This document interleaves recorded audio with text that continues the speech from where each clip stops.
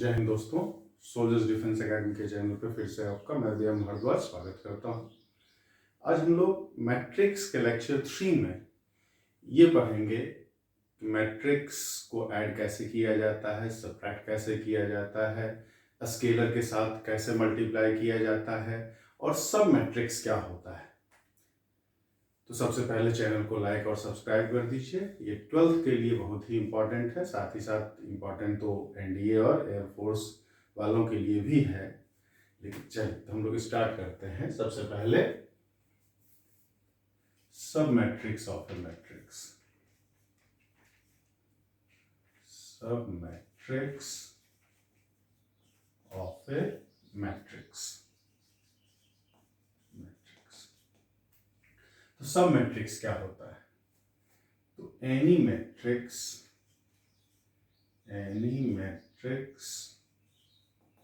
obtained by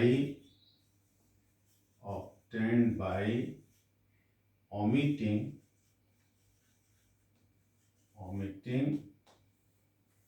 some rows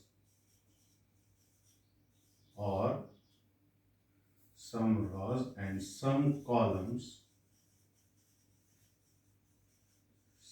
columns from matrix A is called submatrix of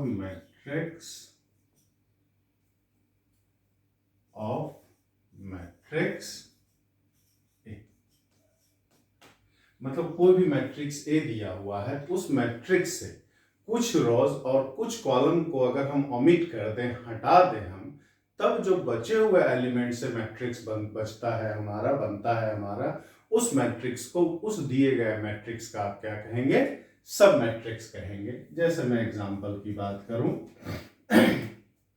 matrix A अगर है हमारा 1 3 5 7 2 9 4 3 2, ये 3x3 का कोई मैट्रिक्स है हमारा। अब मैट्रिक्स बी को अगर हमने लिखा 1 3 7 2, तो हमने यहाँ क्या देखा कि थर्ड रो भी एलिमिनेट कर दिया है और थर्ड कॉलम भी एलिमिनेट कर दिया है। या सी हमने मैट्रिक्स लिया 1 7 4, तो ये भी हमारा क्या है? सेकेंड रो भी ओमिट कर दिया है और थर्ड रो भी ओमिट कर दिया है हमारा। तो बी एंड सी आर सब मैट्रिक्स ऑफ मैट्रिक्स ए। मतलब किसी भी दिए गए मैट्रिक्स से कुछ रो और कुछ कॉलम को एलिमिनेट करने के बाद, ओमिट करने के बाद, जो बचे हुए एलिमेंट से मैट्रिक्स बचेगा, वो मैट्रिक्स उस दिए गए मैट्रिक्स का क्या कहलाता है? सब मैट्रिक्स कहलाता है।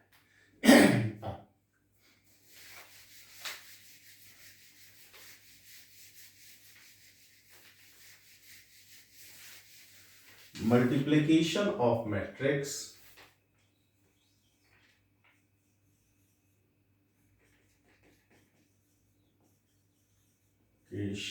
of matrix with a scalar।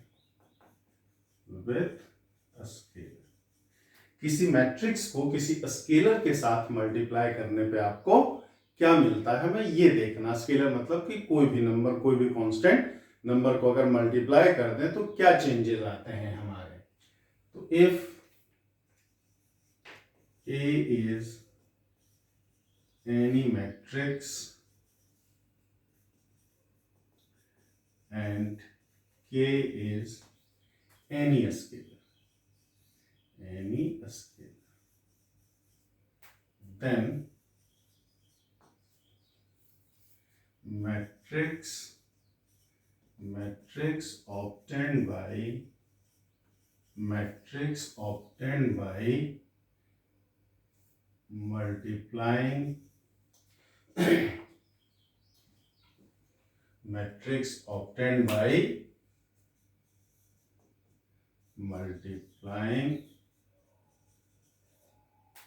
each element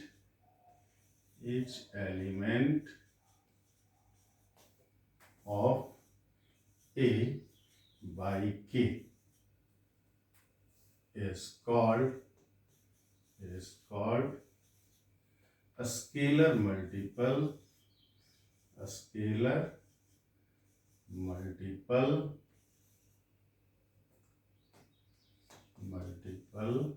of matrix A is denoted by KA। मतलब A कोई भी मैट्रिक्स है और K कोई भी स्केलर है, तो मैट्रिक्स A को अगर किसी के हर एलिमेंट को अगर किसी स्केलर K से मल्टीप्लाई कर देने पर जो मैट्रिक्स मिलता है उसे हम क्या कहेंगे? Scalar multiple of matrix A आपका, उसे डिनोट कैसे किया जाएगा? के A से डिनोट किया जाएगा आपका। जैसे अगर एग्जांपल की बात हम समझें,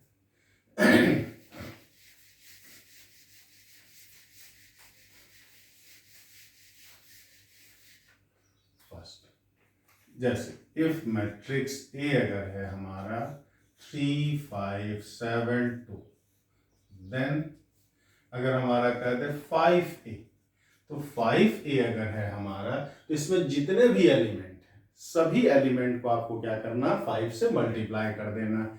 मतलब 5 × 3 है 15, 5 × 7 35, 5 × 5 25, 2 × 5 ये 10 हो जाएगा। ये कहते हैं if b is equal to 1 4 7 -3 2 8, then अगर कहते हैं -3b मैट्रिक्स, तो -3 से सबको आप मल्टीप्लाई कर दीजिए। ये -3 -12 -21 +9 -6 -24 हो जाएगा हमारा। तो कुछ नहीं करना है, जिस नंबर से जिस स्केलर से मैट्रिक्स को मल्टीप्लाई किया गया है उस मैट्रिक्स के सभी एलिमेंट को उस स्केलर से आपको क्या कर देना है? मल्टीप्लाई कर देना है, और कुछ आपको करने की जरूरत नहीं होती है। यहां पे प्रॉपर्टीज की अगर बात करें,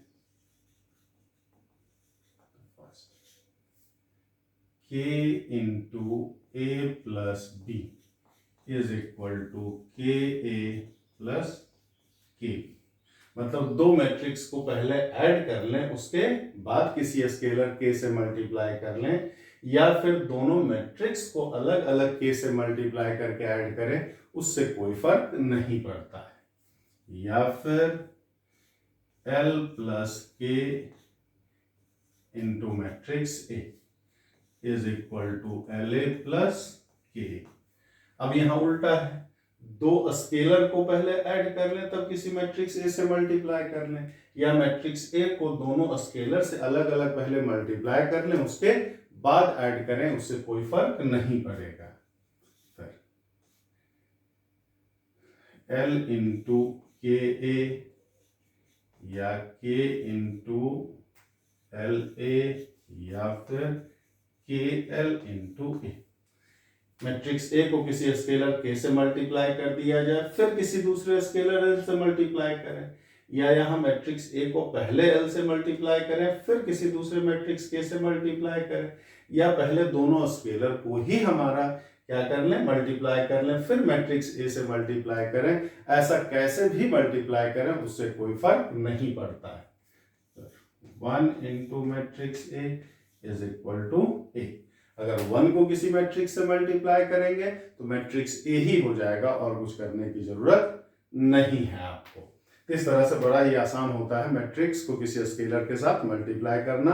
बस जिस स्केलर से किसी मैट्रिक्स को आप मल्टीप्लाई कर रहे हैं उसी स्केलर से उस मैट्रिक्स के सभी एलिमेंट को आपको मल्टीप्लाई कर देना होता है।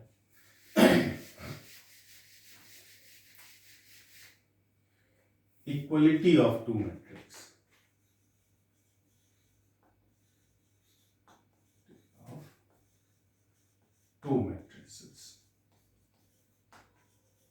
इसको ठीक से समझना आपको, इससे इसका यूज अक्सर होगा आपका पूरे चैप्टर में।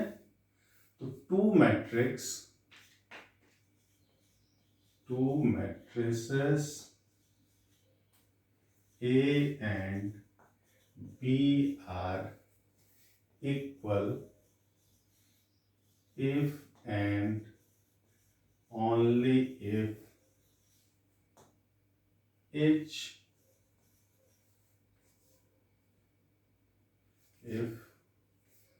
their each corresponding element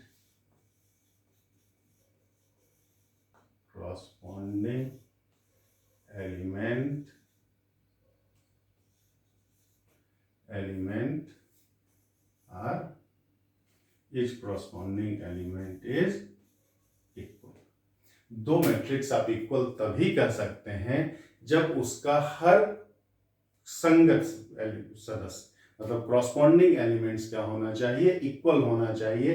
अगर सभी अपने जगह वाला एलिमेंट इक्वल है तभी दोनों मैट्रिक्स को आप इक्वल कह सकते हैं। एक में भी डिफरेंस आ गया तो फिर वो मैट्रिक्स इक्वल नहीं होगा। जैसे अगर हम बात करें A is equal to x 3y2, B है हमारा 1 4 3 2, देन फाइंड कह दिया, then find x and y for which x A is equal to B। तो ये दोनों मैट्रिक्स इक्वल है। तो यहाँ फर्स्ट रो और फर्स्ट कॉलम का एलिमेंट x है हमारा, तो यहाँ 1 है। यहाँ सेकंड y की जगह क्या है 4 है, 3 की जगह तो 3 ही है, 2 की जगह 2 ही है। इसका मतलब यहाँ पे क्या x इज इक्वल टू 1 हो जाएगा और y इज इक्वल टू 4 हो जाएगा। बस खाली ऐड कर देना और कुछ करने की जरूरत नहीं है। जैसे अगर फिर बात की जाए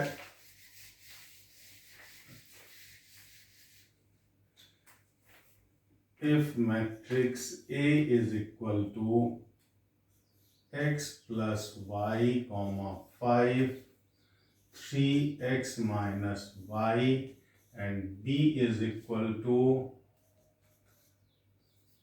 3 2 5 3 5 7, ये अब कह दिया है find x and y for which A is equal to B है हमारा। तो अब दोनों मैट्रिक्स अगर इक्वल है आपका x plus y 5 3 x minus y 5 3 5 7, तब यहाँ अगर देखें यहाँ फर्स्ट रो और फर्स्ट कॉलम का एलिमेंट x प्लस वाई है, इसमें क्या है 5 है, तो x plus y is equal to 5। 5 की जगह 5 है ही, 3 की जगह 3 है ही, और x minus y is equal to क्या है 7 है। सेकेंड रो और सेकेंड कॉलम का एलिमेंट इसमें x माइनस वाई है, इसमें क्या है 7 है हमारा, तो x minus y is equal to क्या हो गया 7 हो गया आपका। तो दोनों को अब ऐड कर लें, ये फर्स्ट है ये सेकेंड है, तो फर्स्ट प्लस सेकेंड अगर कर लेंगे तो 2x इज इक्वल टू 12, तो x is equal to 6। First minus second कर लिया जाए, 2y इज इक्वल टू -2, तो y इज इक्वल टू -1। मतलब ये दोनों मैट्रिक्स तभी आपके इक्वल होंगे जब x का वैल्यू आपका क्या हो 6 हो और y का वैल्यू क्या हो आपका -1 हो। बड़ा ही आसान है आपका, बस इक्वल होने के लिए सभी कॉरस्पॉन्डिंग एलिमेंट्स को इक्वल होना जरूरी है। अगर एक भी अलग हो गया तो वो दोनों मैट्रिक्स कभी इक्वल नहीं हो सकता है। जैसे अगर बात की जाए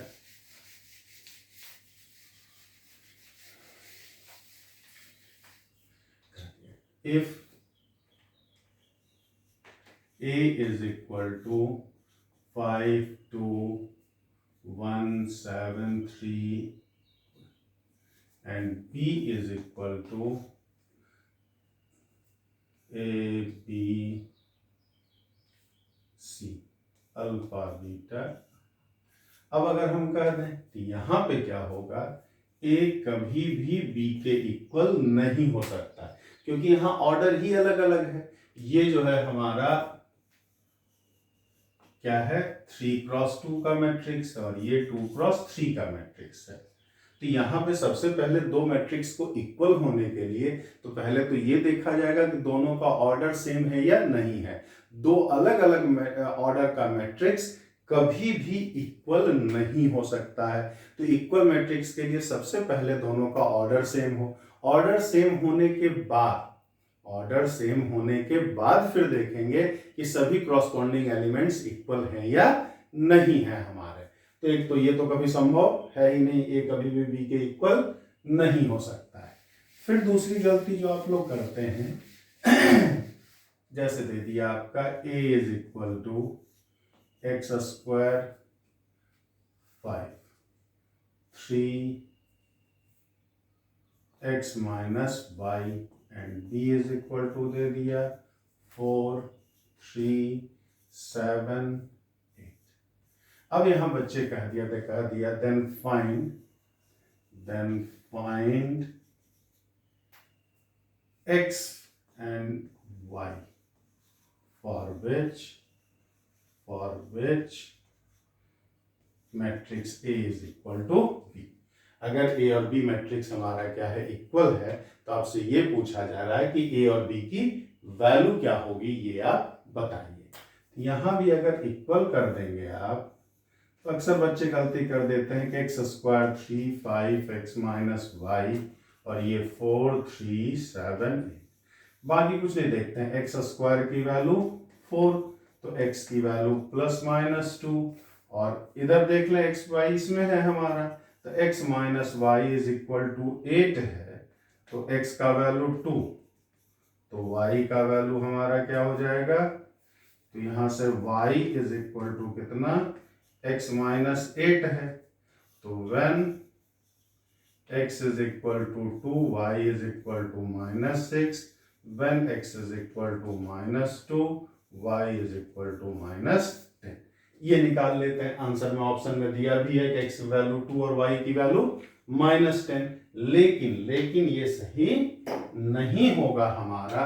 क्यों नहीं सही होगा भाई हमारा, यहाँ पर x और y की तो आपने वैल्यू निकाल ली है, लेकिन समस्या ये है कि ये वाला जो है ये तो कभी इक्वल हो ही नहीं सकता है ना।